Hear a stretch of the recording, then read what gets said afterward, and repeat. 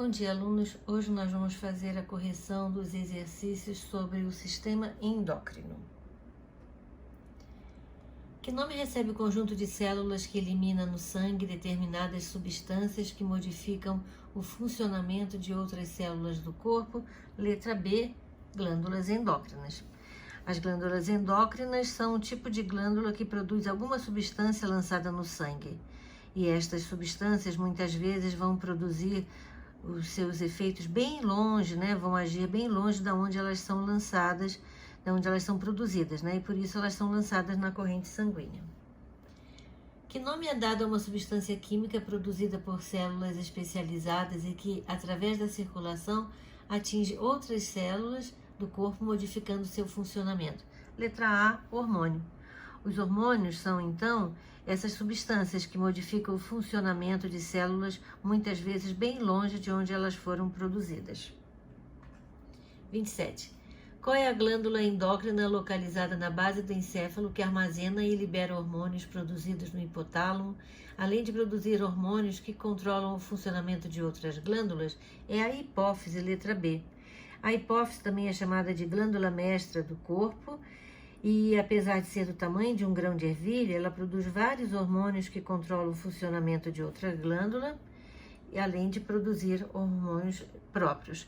A pituitária, né, como ela é chamada, também regula o funcionamento da suprarrenal, da tireoide, das gônadas, que são os testículos e ovários, e produz, por exemplo, a prolactina, o ADH e o somatotrófico. Escreva no seu caderno o termo abaixo que substitui corretamente a tarde entre parênteses.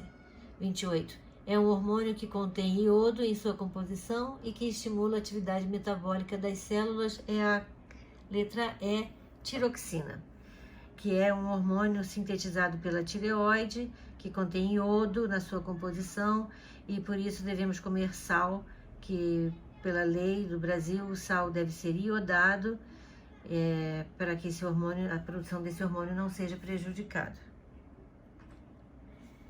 É o nome do hormônio que diminui a taxa de cálcio na circulação sanguínea. É a letra A, calcitonina, que é o hormônio denominado calcitonina, tem a função de diminuir a taxa de cálcio no sangue.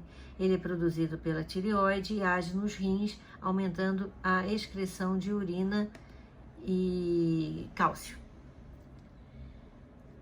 Um hormônio que aumenta a taxa de cálcio no sangue é a letra C, paratormônio.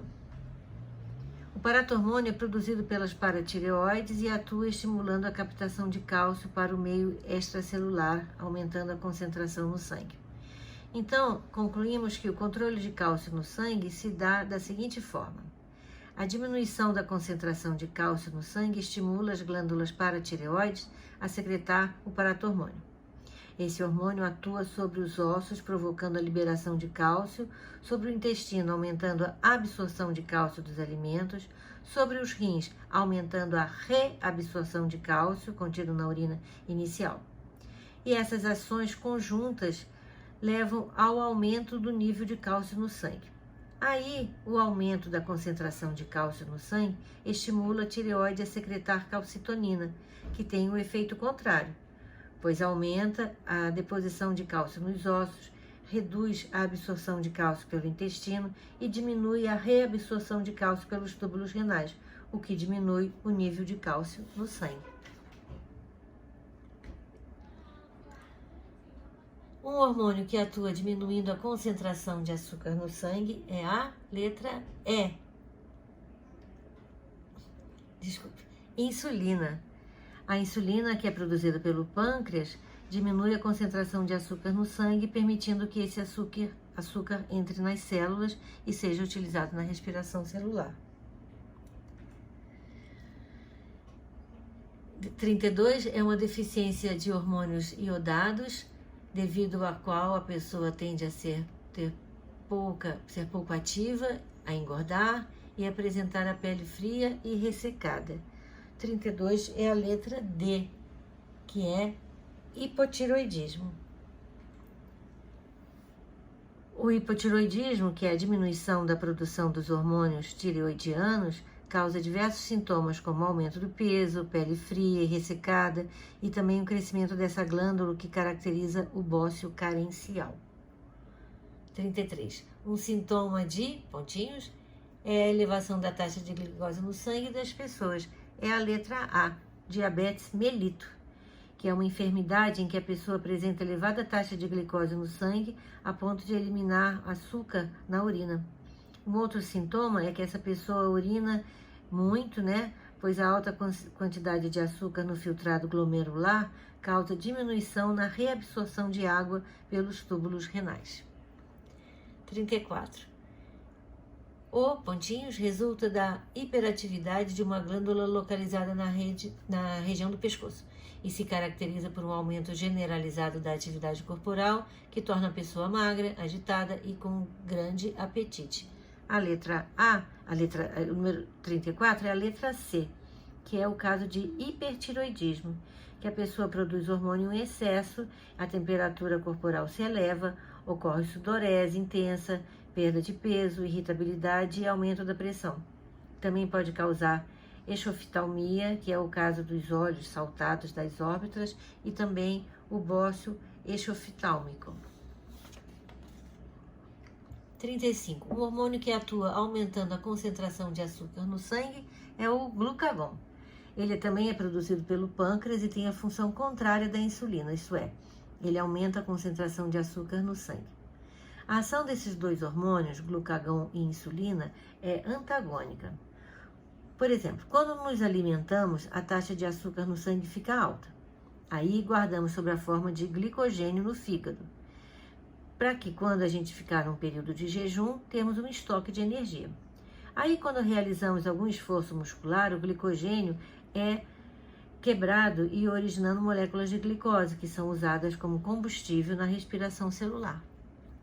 36. O pâncreas, em sua função endócrina, controla a letra C, concentração de açúcar no sangue.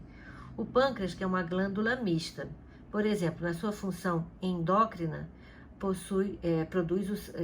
função exócrina, produz o suco pancreático, e na sua função endócrina, produz insulina e o glucagon, dois hormônios que controlam a concentração de açúcar no sangue. Então, por isso, é uma glândula mista. Tem a função exócrina e a função endócrina. 48. O diabetes insípido é uma enfermidade causada por uma deficiência do hormônio, letra D, antidiurético. O diabetes insípido não tem nada a ver com diabetes mellitus. No primeiro caso, é quando a pessoa produz pouco ADH, diabetes insípido, e assim acaba por eliminar grande quantidade de urina, o que pode levar à desidratação, apesar da pessoa ter muita sede e beber água constantemente. 49. O nanismo é uma enfermidade causada por deficiência do hormônio, letra B, somatotrofina ou somatotrófico, ou GH, ou hormônio do crescimento. Quando a pessoa tem uma produção diminuída, temos o caso de nanismo, que a pessoa tem uma baixa estatura quando comparado com outros. 50. O diabetes mellitus é uma enfermidade causada por uma deficiência do hormônio, letra A, insulina. O diabetes mellitus, que não tem nada a ver com diabetes insípido, é a deficiência na produção de insulina, como nós já falamos. 51. O cretinismo é uma enfermidade causada por uma deficiência na infância do hormônio C, tireoxina. Quando a pessoa tem baixa produção de tireoxina na infância, ela vai apresentar um caso de cretinismo, que é um quadro que leva ao retardamento no crescimento dos ossos e uma debilidade mental também. Qual alternativa indica um hormônio muito importante para o equilíbrio hídrico no corpo humano, conhecido como hormônio poupador de água? É a letra C, é o ADH, que é o hormônio produzido pela hipófise e também é conhecido como vasopressina, porque ele promove a contração das artérias e aumenta a permeabilidade dos túbulos renais, produzindo maior reabsorção de água pelos rins, e com isso também ocorre um aumento da pressão arterial. 9. O bócio endêmico é um quadro clínico que decorre da carência de iodo na alimentação. Esta doença ocorre pela hiperplasia das glândulas, letra E, tireoide. As glândulas tireoidianas podem, quando tem mau funcionamento, causar o bócio endêmico, que nós já comentamos sobre esse assunto. Em momentos emocionais, a adrenalina aumenta a tensão nos músculos estriados, promove o relaxamento dos músculos lisos e altera a distribuição sanguínea no corpo. O fígado descarrega a glicose no sangue, aumentando o suplemento de energia para as células musculares. Tudo isso junto eleva a pressão arterial e permite uma resposta mais espontânea. Essas alterações orgânicas acontecem devido à ação da adrenalina, que é produzida pelas suprarrenais. As glândulas suprarrenais ou adrenais produzem o hormônio adrenalina, que, quando lançado na corrente sanguínea, ele causa todos esses sintomas e permite assim que o corpo dê uma resposta rápida em situações de emergência. 11. Um determinado hormônio liberado por certa glândula remove o cálcio da matriz óssea, levando-o ao plasma. O hormônio e a glândula são, respectivamente, letra C, paratormônio e paratireoides. O hormônio é o paratormônio e a glândula é a paratireoides, e nós já falamos sobre este assunto. 12. O gráfico mostra os níveis de glicose no sangue de duas pessoas, A e B, nas 5 horas seguintes, após elas terem ingerido tipos e quantidades semelhantes de alimento. A pessoa A é portadora de um distúrbio hormonal que se manifesta em geral após os 40 anos de idade. A pessoa B é saudável.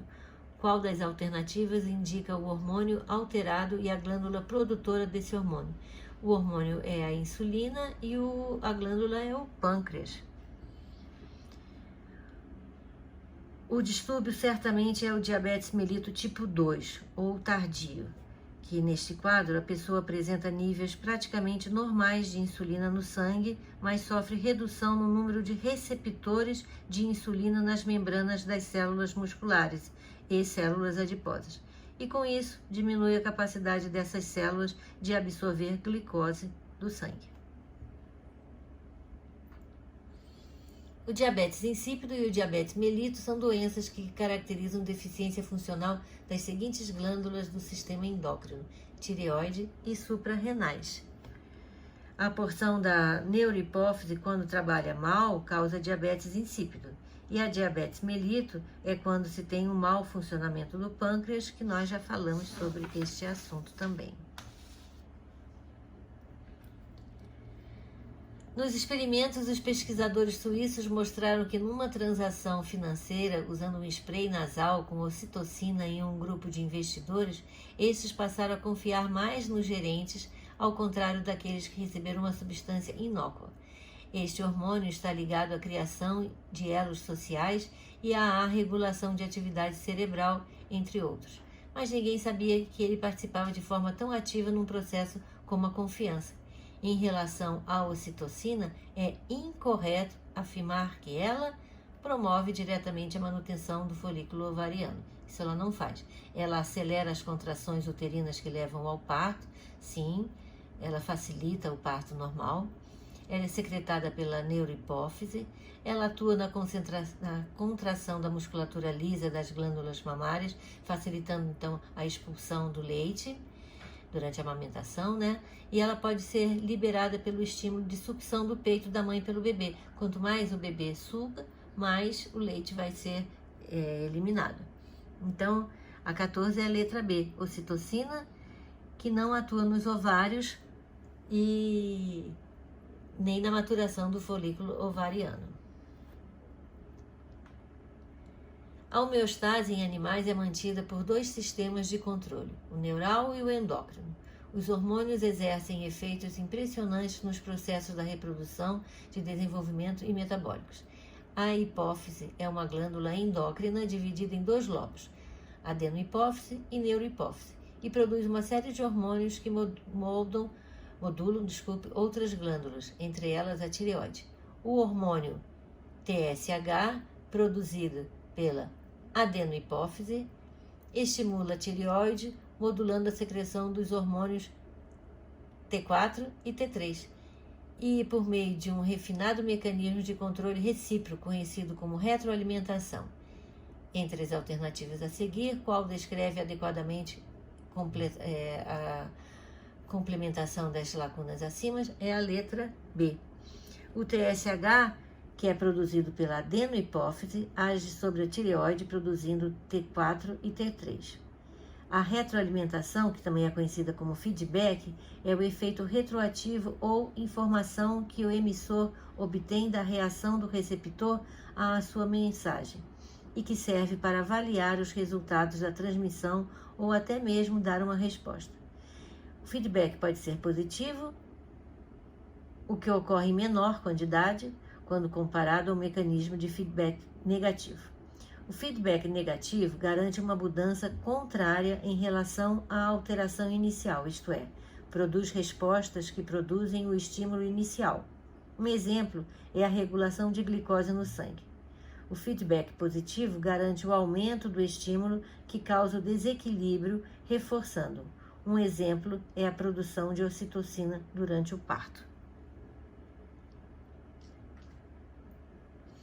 A figura abaixo apresenta os resultados obtidos durante um experimento que visou medir o nível de glicose no sangue de uma pessoa saudável após uma refeição rica em carboidratos. A. Explica os resultados obtidos nas etapas 1 e 2 mostrados na figura. Letra A.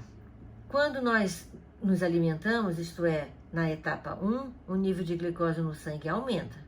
Aí, na etapa 2, a glicose que foi usada, ou quando em excesso, foi armazenada no fígado sob a forma de glicogênio. Letra B.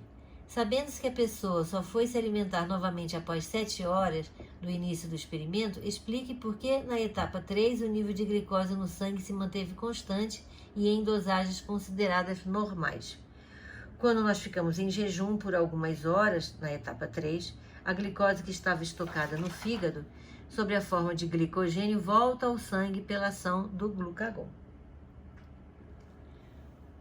O bócio comum entre os camponeses mais pobres, mas raramente é visto nos fazendeiros mais prósperos. A presença de cal nas águas dos córregos e uma atmosfera úmida, são consideradas as causas primárias do mal, mas hábitos indolentes e uma ausência de total higiene e limpeza, seja na própria pessoa ou na casa, são sem dúvida grandes promotores da doença. Pode ser e possivelmente é hereditária, pois assim principalmente confinada àqueles nascidos nas áreas afetadas e os colonos vindos de outras localidades não são muito sujeitos a ela. Das causas mencionadas pelo autor, alguma é realmente responsável pelo aparecimento do bócio?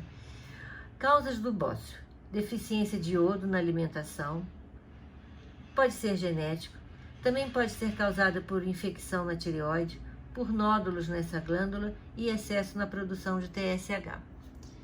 Então, e ele é mais comum em regiões secas. Por quê? Porque a pessoa sua mais, o suor evapora, leva água e sais. Então, essas são as causas mais prováveis do bócio. Letra B. Qual a consequência do aparecimento do bócio para o organismo? O bócio ele causa o aumento da glândula tireoide e a pessoa fica com a área do pescoço como se fosse um papo. Ela pode ter dificuldade para deglutir, ela pode ter tosse, ela pode ter uma sensação de falta de ar, pode ter rouquidão pode ter dores na área e por causa dessa deformação ela pode ter uma depressão. Qual a medida foi tomada pelos órgãos de saúde brasileiros para combater o bócio endêmico? Foi a lei que obriga a se adicionar iodo no sal de cozinha. E assim todo mundo tem acesso ao iodo. Até a próxima!